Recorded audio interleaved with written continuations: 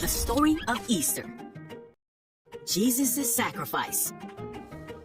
This is Jesus, Heyo! who is the Son of God and the Savior of the world. The Jewish leaders and teachers did not like what Jesus was doing or how he claimed to be the Son of God.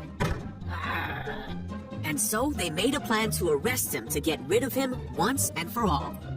Judas, one of Jesus' disciples, agreed to betray Jesus Come here. and give him over to the religious leaders for some money.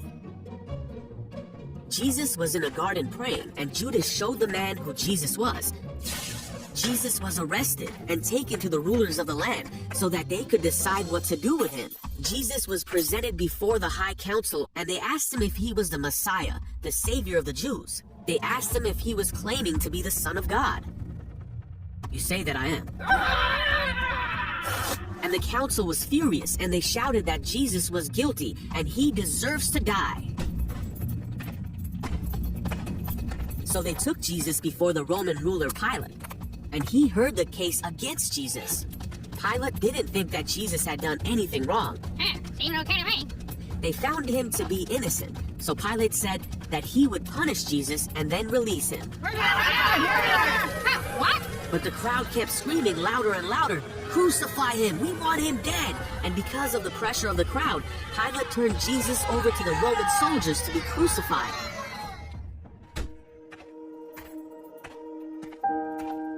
Jesus was hurt and spit on. His clothes were torn and taken from him, and a crown made out of thorns was put on his head.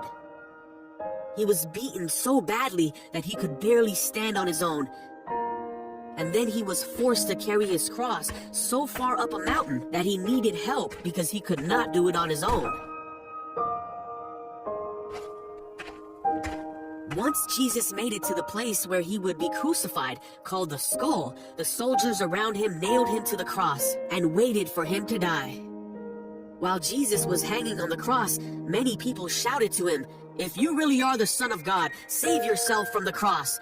But Jesus knew he had to die to forgive his people for their sins.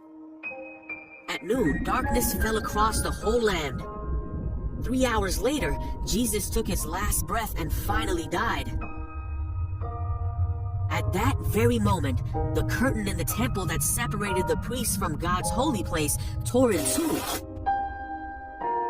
A soldier watching the whole thing said, "This man truly was the Son of God."